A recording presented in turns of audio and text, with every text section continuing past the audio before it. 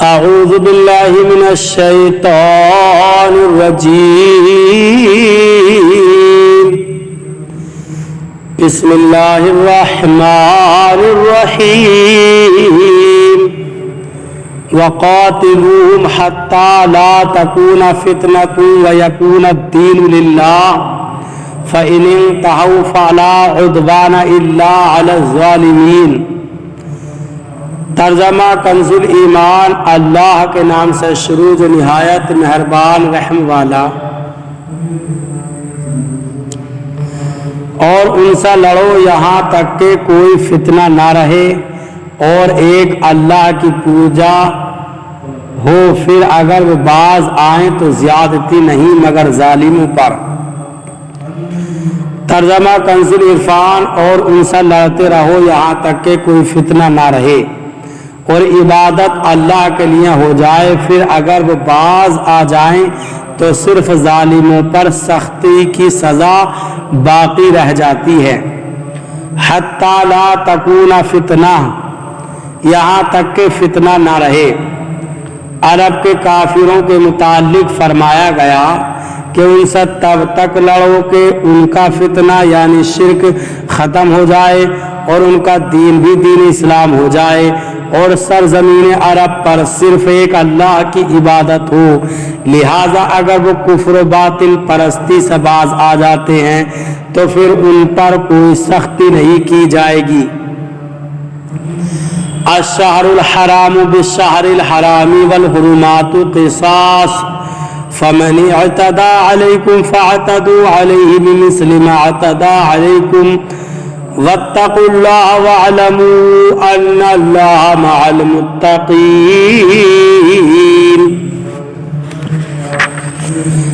ترجمہ کنز الایمان۔ ماہ حرام کے بدلے ماہ حرام اور ادب کے بدلے ادب ہے، تو جو تم پر زیادتی کرے اور اس پر زیادتی کرو اتنی ہی جتنی اس نے کی، اور اللہ سے ڈرتے رہو اور جان رکھو کہ اللہ ڈر والوں کے ساتھ ہیں۔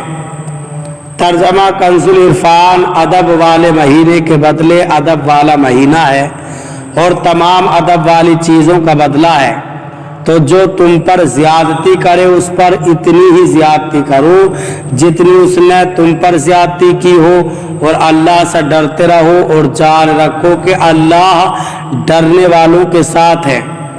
الشہر الحرام بالشہر الحرام، ادب والے مہینے کے بدلے ادب والا مہینہ ہے۔ مسلمانوں کو چونکہ حرمت والے مہینوں میں لڑنا نہایت بھاری لگ رہا تھا، اس لیے ان کی مزید تسلی کے لیے اللہ تعالیٰ نے فرمایا یہ حرمت والے مہینے میں جنگ کی اجازت اللہ تعالیٰ کی طرف سے ہے، اور یہ اجازت کفار کی طرف سے حرمت پامال کرنے کی وجہ سے دی گئی ہے۔ انہوں نے تمہیں عمرہ کرنے اور مکہ مکرمہ میں داخل ہونے سے روکا، لہٰذا اب اگر تم ان سے لڑتے ہو اور ان کا خون بہاتے ہو تو یہ حرم اور ماہ حرام کی بے حرمتی نہیں ہوگی، کیونکہ یہ اللہ تعالیٰ کی طرف سے اجازت کے ساتھ ہوگا، اور یہ سب لڑائی اصل میں حرمتوں کا بدلہ ہوگا، یعنی کافروں کا حرمت والے مہینے میں فتنہ فساد کرنا حرمتوں کو پامال کرنا ہے، اور تمہارا جواب دینا اصل میں حرمتوں کا بدلہ لینا ہے، نہ کہ حرمتوں کو پامال کرنا۔ یوں سمجھ لیں کہ ڈاکو کی گولی کے جواب میں اگر پولیس گولی چلائے تو پولیس کو مجرم نہیں کہیں گے، بلکہ ان کے فعل کو حفاظت و ذمہ داری کہا جائے گا۔ قاتل کے قتل کو زیادتی نہیں کہیں گے، بلکہ اسے قصاص کہا جائے گا۔ فَمَنِ اعْتَدَى عَلَيْكُمْ، تو جو تم پر زیادتی کرے، کافر مسلمانوں پر ظلم و ستم ڈھاتے رہے، شروع اسلام میں دن رات صبح و شام ہر وقت مسلمانوں کو ستانے میں لگے رہے، کسی کو شہید کیا، کسی کو تپتی ریت پر گھسیٹا، کسی کو انگاروں پر لٹایا، کسی کو کوڑے مارے، کسی کا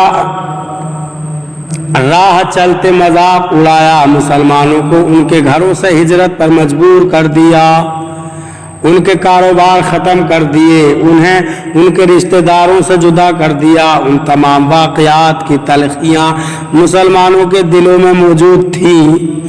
اب جب کہ مسلمانوں کو بدلہ لینے کا موقع مل رہا تھا تو اس بات کا امکان تھا کہ مسلمان بھی بدلہ لینے میں اپنے جذبہ انتقام کو بھرپور طریقے سے پورا کرتے اور بدلہ لینے میں حد سے بڑھ جاتے، لیکن اللہ تعالیٰ نے اس سے پہلے ہی مسلمانوں کو سمجھا دیا کہ تم پر جنہوں نے زیادتیاں کی ہیں تمہیں ان سے بدلہ لینے کا اختیار تو دیا جا رہا ہے، لیکن تم اتنا ہی بدلہ لے سکتے ہو جتنی انہوں نے تم پر زیادتی کی، اس سے زائد کی تمہیں ہرگز اجازت نہیں۔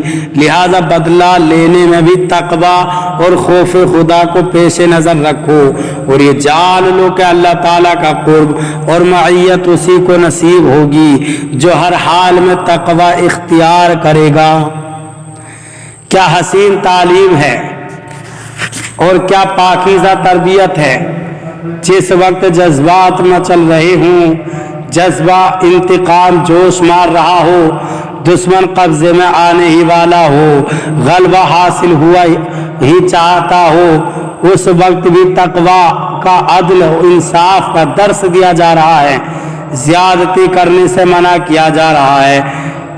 کیا روئے زمین پر کوئی دوسرا ایسا دین قانون ہے جو اپنے ماننے والوں کو اس طرح کے اعلیٰ اخلاق اور پاکیزہ کردار کا درس دیتا ہو؟